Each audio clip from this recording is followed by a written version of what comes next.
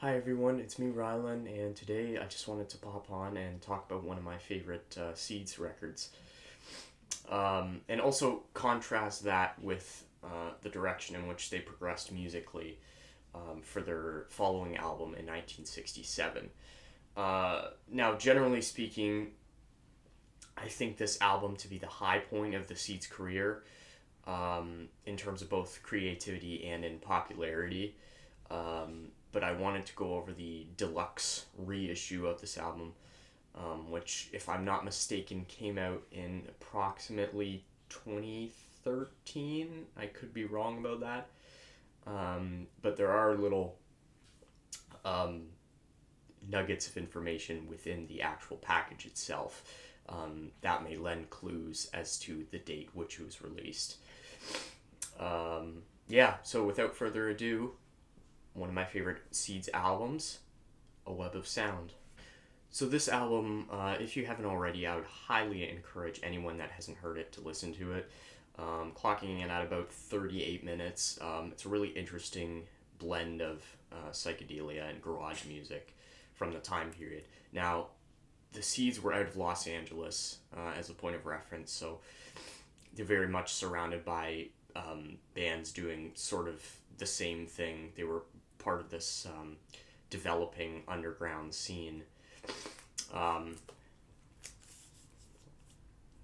Get a really beautiful back cover here. Photo shoot with all the band members. And a little quote up here promoting the album. So the track listing on the album goes as follows. It goes Mr. Farmer, then Pictures and Designs, Trip Maker, I Tell Myself, A Faded Picture, and side 1 concludes with Rolling Machine. Now, side 2 opens with Just Let Go, which features a riff that I think they would reuse on Future for Where Is the Entrance to Play. And that is followed by the 14-minute plus Up in a Room. So, without any more procrastination, let's open this guy up here. Like I said too, this has just been reproduced beautifully. Yeah, just like the texture of it and everything like that. If you open it up, you get all sorts of pictures of lyric sheets and recording sessions, all sorts of things like that. You can also see the chart position of the album, where presumably members of the band have crossed out the other two just to highlight the success of A Web of Sound. But yeah, so there are actually two records included within this particular set. Now, the first is the original album, as it is heard in stereo. Excuse me. It's been quite cold out lately. I'm just gonna grab a little Kleenex here. Man. Oh, I've been congested. um, yes. Anyways, as I was saying, the first disc within this set is the original stereophonic version of the album here. Nice and crisp. Where was I here? Oh, yes. Out of the two discs that are incorporated within this particular package, the second one is dedicated entirely to outtakes and reference recordings from these album sessions.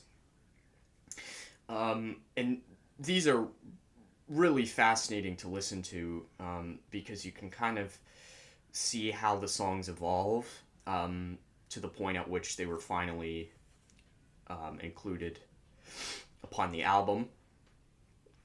The original stereo record from 1966. Actually, I'm not entirely sure of this, but I believe like many of the other recordings of the time period, it would have been pressed in mono first. And of course, those records are much more valuable, I think, today, because as we all know, stereo just totally took over the market. Yeah, so I can pull that record out here, the second of the two. There you go.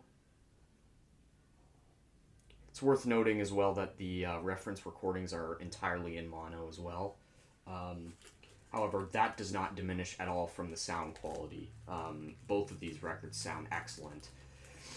And I'm not particularly sure if that's because of the remastering or if that is just how good it sounded, even right off the store shelves in 1966.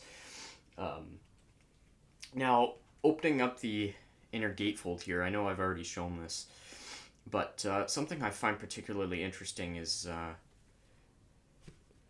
this picture right here, for a faded picture, highlighting I believe it's the vocal melody for the song. But what I find interesting about these musicians is that while their songs weren't of the utmost technical proficiency, it sounds like there was at least one member in the group that was musically literate and could write their ideas down. And I'm presuming that to be Daryl Hooper, who is the keyboard player on this album. And, well, for the majority of the band's releases. But I'm very impressed, I guess, with his ability to communicate these ideas within a band, because even if the songs are not particularly difficult, to have that understanding of music and be able to say, here, like, play this, and that idea is like universal, so anyone that's musically literate can understand it and read it, and that's something even I have to work at myself. Now, upon opening up the second record, you will be greeted with a little historical booklet here detailing the history of the Seeds up until that point. It's called A Web of Sound. You're treated to information about the sessions in July of 1966. They were riding high on the success of their first single, I'm not sure if it was their first single. I know they'd released a single called Can't Seem to Make You Mine before Pushing Too Hard, and that took actually, I think it was about 2 years to break onto the market. Can you get some pictures there of sky?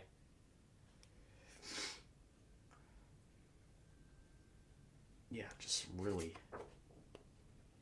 interesting photos from that period of the band's history. You can see the guys getting ready for a television appearance here. Of course, then there's the documentary Pushing Too Hard that came out. I haven't seen it, but I've heard it's really good. I'm going to have to look into that a little bit more. But, all right. Well, without further ado, let's get into reviewing these songs here. Actually, instead of me just sitting here and rambling about my thoughts on these songs, because I think people know that this is my favorite Seeds record. I enjoy every single song. Probably the weakest track for me would be Rolling Machine. But other than that, I think this is a really solid album all the way through.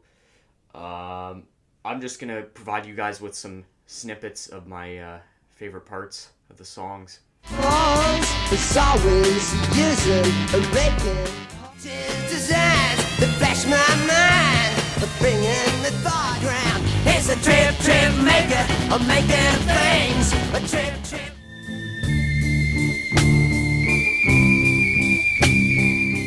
So good when a room started spinning and gliding around, started perfume of flowers everywhere, started through black and pink and yellow. I picked them off the wall.